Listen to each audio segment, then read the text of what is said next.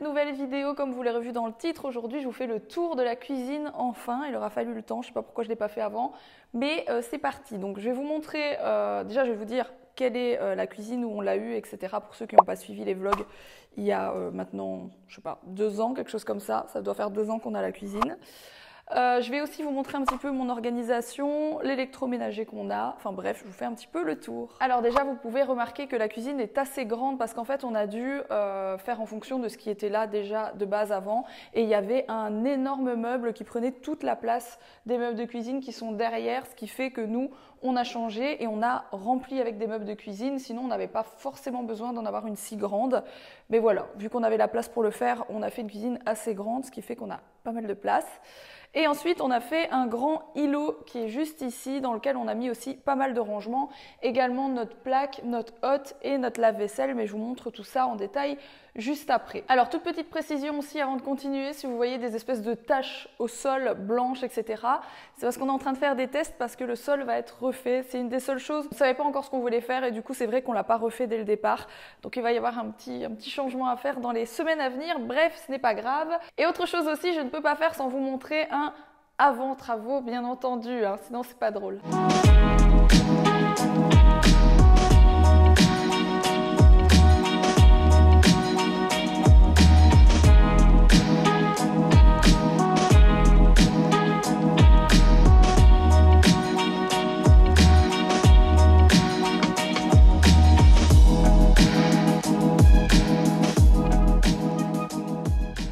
Donc je vais bien sûr vous montrer ce qu'il y a dans mes armoires, sinon ça aussi c'est pas drôle.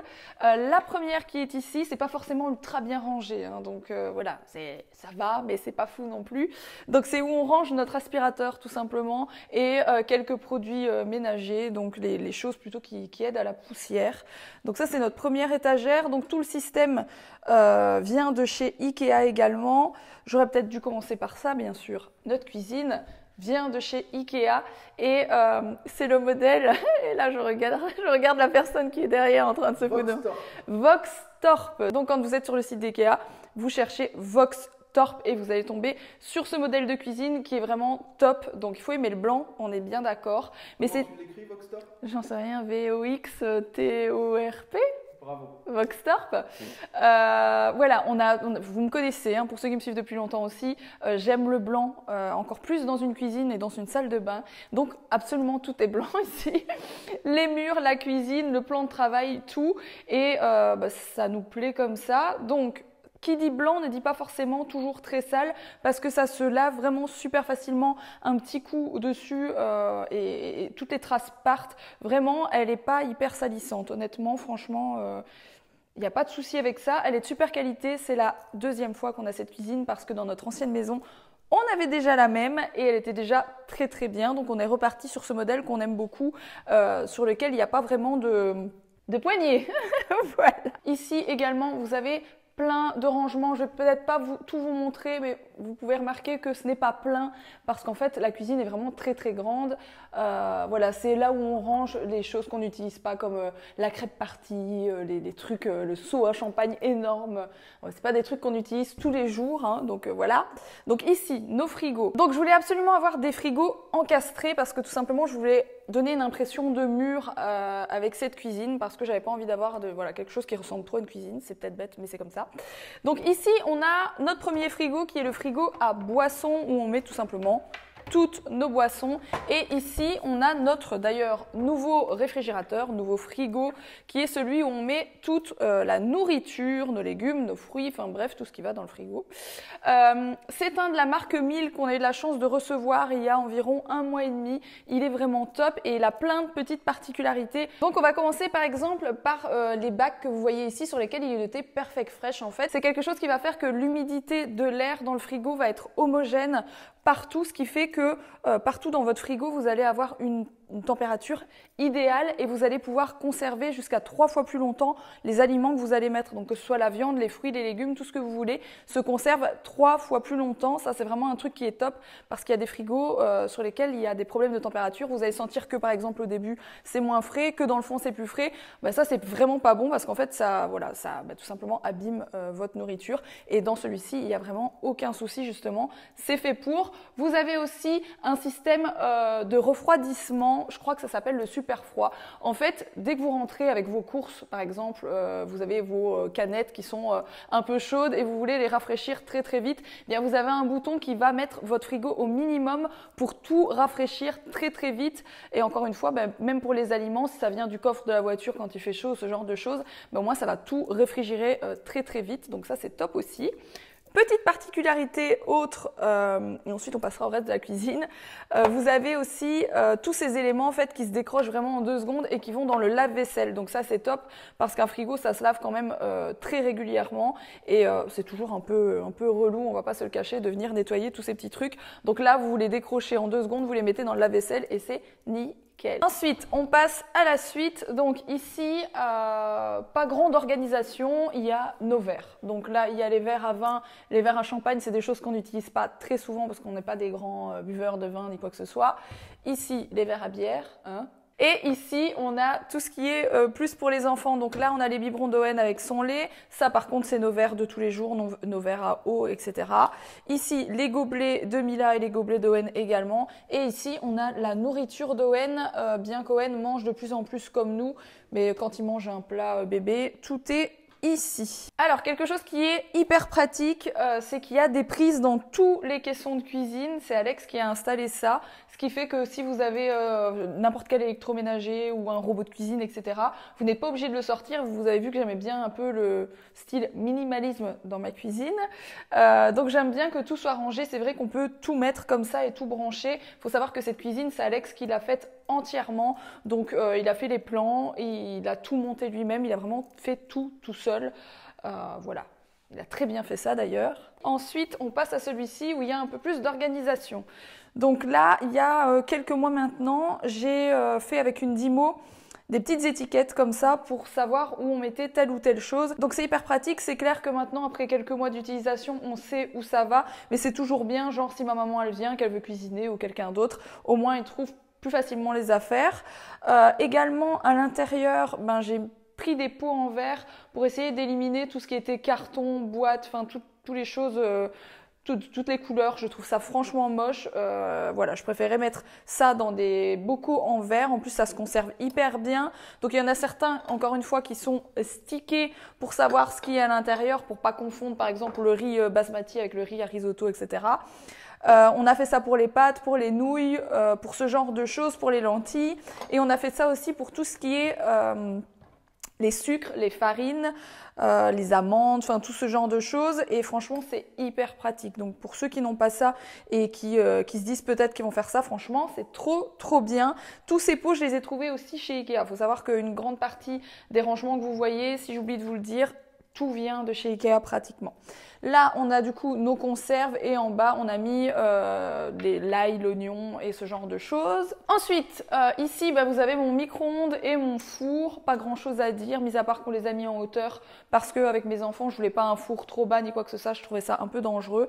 Et là, c'est parfait que ce soit pour moi ou Alex. C'est juste à la bonne hauteur. Là, un peu plus de bazar, c'est l'endroit où il y a les moules à gâteaux, les emporte-pièces, tout ce genre de choses parce que ça, c'est quand même quelque chose que je fais un peu plus souvent.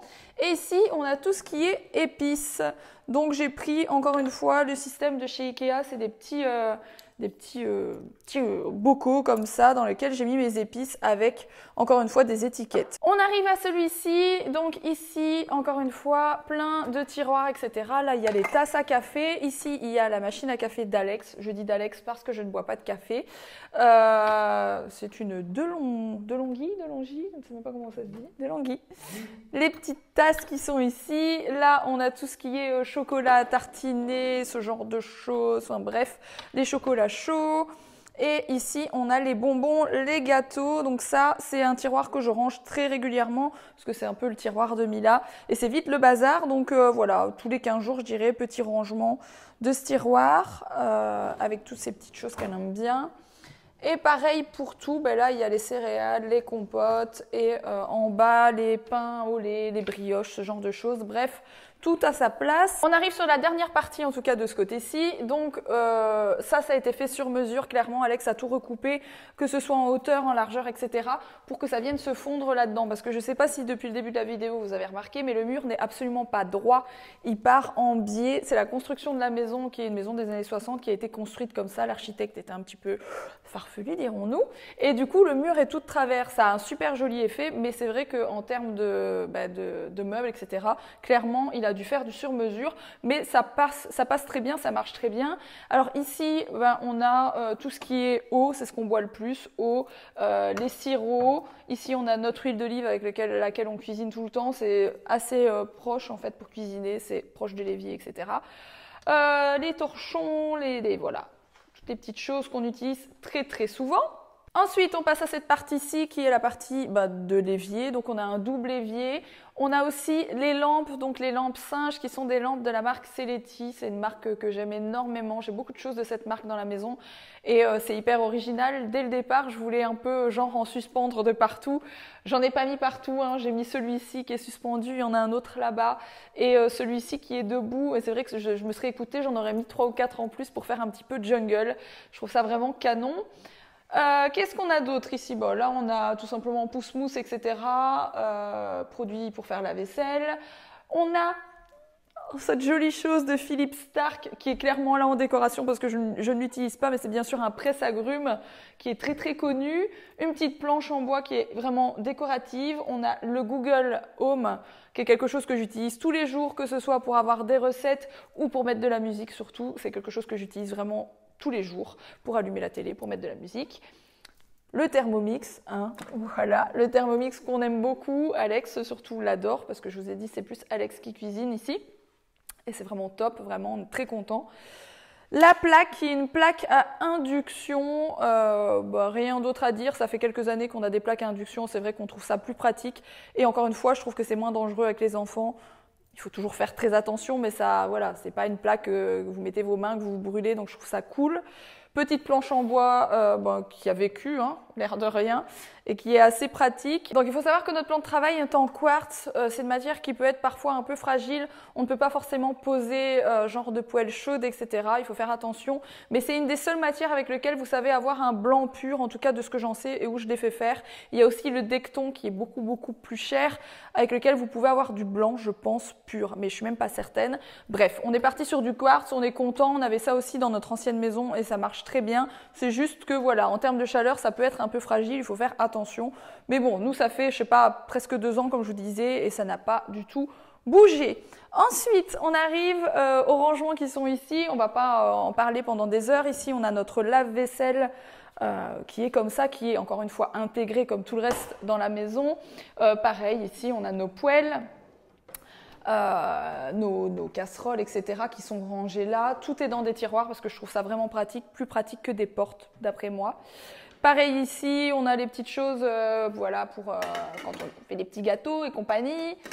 Et ici, on a encore une fois des rangements. Donc tout ce qui est rangement que vous voyez à l'intérieur ici, ça vient de chez Ikea. Chez Ikea, vous avez la chance de trouver des espèces de petites plaques comme ça qui peuvent venir faire des compartiments en fait dans vos tiroirs et c'est vraiment pratique. Pareil, vous trouvez des jolis, comment on appelle ça? Des ranges tiroirs, j'ai envie de dire ça comme ça. Par exemple, celui-ci pour les couteaux qui est vraiment chouette. C'est du bambou, Alex vient de me le rappeler. Et encore une fois, il y a des prises, tout simplement parce que si je mets un robot de cuisine ou un mixeur ou ce que vous voulez, je le pose là et j'ai pas besoin de chercher ou j'ai pas besoin d'aller me coller là-bas contre un mur. Il y a des prises qui sont ici et je peux faire ça n'importe où en fait. Vraiment dans toute la cuisine, c'est hyper bien équipé en prise. C'est top. Dernière partie, alors déjà, sachez que c'est fixé. Hein, pour ceux qui ont peur, ça ne bouge pas, les enfants ne peuvent pas le mettre par terre, c'est fixé, voilà. Donc j'ai oublié de vous parler de la hotte qui est une hotte centrale, je pense que ça s'appelle comme ça, je ne sais plus comment ça s'appelle. Bref, voilà, une hotte îlot. Autre chose avant que je n'oublie, les deux cadres, donc celui-ci avec cette affiche-là vient de chez Desenio et celui-ci vient de chez Unique, il est énorme, je l'adore, c'est un coup de cœur. C'est des énormes cadres comme ça et d'après moi c'est le seul site qui fait des grands formats comme ça. Donc, c'est parti. Ici, plein de rangements assez intéressants, peut-être, ça pourrait vous intéresser. Donc, celui-ci, rien de particulier. J'ai rangé mes sets de table, voilà. Donc, il y a tous les sets de table. Donc, voilà, pareil ici, c'est tout des tiroirs. Vous voyez qu'encore une fois, tout n'est pas archi plein parce que, comme je vous ai dit, on a pas mal d'espace. Et à chaque fois, il y a des tiroirs, donc des sous-tiroirs avec des tiroirs, des rangements, comme tout à l'heure, en bambou, ce qui est hyper pratique. Donc, bien sûr, c'est des tiroirs avec amortisseurs. Encore une fois, ça vient de chez Ikea. Donc là, on range nos bols, etc. Donc là où ça commence à être intéressant, c'est au niveau du rangement des assiettes où j'ai fait un petit rangement un petit peu particulier, on va dire. Je vous montre tout ça. Hop, hop, hop. Voilà. Donc ce que j'ai fait, c'est que j'ai trouvé des portes-assiettes, je ne sais pas trop à quoi ça sert à la base, mais j'ai acheté ça chez Amazon. D'ailleurs, sachez que tout ce que je vous montre, je vais essayer de vous mettre les liens en barre d'infos, même le lien de la cuisine au cas où ça vous intéresserait. Et donc ces petites choses-là permettent de mettre les choses verticalement pour pouvoir bien voir et bien attraper, et ça permet aussi de ranger beaucoup plus de choses. Donc j'ai fait ça pour toutes les assiettes, pour les petits plats, etc. Ici, j'ai utilisé quelque chose que j'avais déjà avant, qui est un égouttoir en fait, parce que ça marche aussi avec un égouttoir, et vous voyez que c'est parfaitement bien rangé. Je trouve ça génial, c'est vraiment hyper pratique à utiliser tous les jours, c'est vraiment top. Et là, pareil, un peu même concept, mais du coup ça prend un peu plus de place je trouve. C'est le système qu'on a acheté chez Ikea. Donc vous avez ces systèmes-là chez Ikea pour poser vos assiettes pour pas que ça se balade un peu partout dans les tiroirs. Ce qui est pratique aussi, mais honnêtement, je préfère vraiment ce système-ci. Donc là, je vous ai fait un peu le tour de toute la cuisine. Je vais peut-être passer vite fait à ma table de salle à manger. Il n'y a pas grand-chose à en dire, surtout que, encore une fois, il n'y a pas énormément d'éléments, on va dire. Donc la table de salle à manger, on l'a faite nous-mêmes. Encore une fois, c'est Alex qui l'a faite. On l'a faite avec des bastings qu'on est venu teindre avec une teinte à bois, ce qui fait que c'est blanc, mais c'est pas non plus blanc comme de la peinture. On voit encore les traces du bois. C'est vraiment très joli. Après, ça s'abîme, hein, je veux dire, là-dessus. Mes enfants font de la peinture, on mange tous les jours. Enfin bref, on fait tout et n'importe quoi sur cette table. Et c'est vrai que ça finit par s'abîmer avec le temps. Mais j'aime bien ce petit effet un peu vieilli, on va dire. Les chaises, c'est des chaises que j'ai depuis très longtemps aussi. Pareil, la chaise haute d'Owen, c'est la chaise Lemo Cibex, au cas où ça vous intéresserait. Je trouvais qu'elle était jolie et qu'elle rentrait un peu dans le design de la maison et de ce qu'on a fait dans la cuisine. Et cette chaise-ci, c'est une chaise d'occasion, voilà. Les petites bougies qui sont des fausses bougies, elles sont super jolies. C'est la marque Lights for Fun. Mais encore une fois, tout ce que je pense comme ça, je vous le mettrai en barre d'infos. Et on a également fait un banc, toujours de la même manière que la table. Et les pieds en métal ont été faits sur mesure par La Fabrique des Pieds, qui est un site sur lequel vous pouvez commander tout et n'importe quoi comme pied, que ce soit pour des tables, pour des consoles, pour ce que vous voulez. Franchement, ils font un travail vraiment cool. De base, ils me les avaient fait en noir et je les ai repeints moi-même en blanc. Et je dois dire que la peinture s'écaille un petit peu, donc je pense que je vais les renvoyer à La Fabrique des Pieds. Ils vont me refaire une peinture dans un four ou quoi, mais blanc cette fois-ci, parce que c'est vrai qu'en noir, j'étais pas plus fan que ça, donc j'ai voulu les changer en blanc. Bref, pour ceux qui ont suivi tout ça, vous le savez déjà. Voilà, j'aurais voulu vous donner le prix global de cette cuisine, mais honnêtement, peut-être Alex se rappelle, mais moi je sais plus trop combien ça a coûté. Le plan de travail a dû coûter aux alentours de 4 ou 5 000 euros, je pense, parce qu'il est vraiment très grand. Encore une fois, en vidéo, généralement, ça rapetisse un petit peu, mais en réalité, il est quand même très grand. On a aussi le retour qui est fait de la même matière ici, qui est aussi grand. Et tout ce qui est cuisine, franchement, je ne saurais plus vous dire combien ça a coûté. Il faudrait qu'on recherche. Ikea, les prix de cuisine sont vraiment cool, mais c'est vrai que là, pour le coup, c'est quand même assez grand, donc l'air de rien, il y avait quand même un petit budget. Mais voilà, bon, en tout cas, je vous ai donné les infos dont je me rappelais. J'espère que cette petite vidéo vous aura plu. Et je pense vous en faire une très prochainement, peut-être la semaine prochaine. Ce sera ou le bureau ou le dressing. Mais en tout cas, ces deux autres pièces arrivent très vite sur cette chaîne. Et en tout cas, si ça vous a plu, n'hésitez pas à liker et n'hésitez pas à vous abonner. Je vous fais des gros bisous.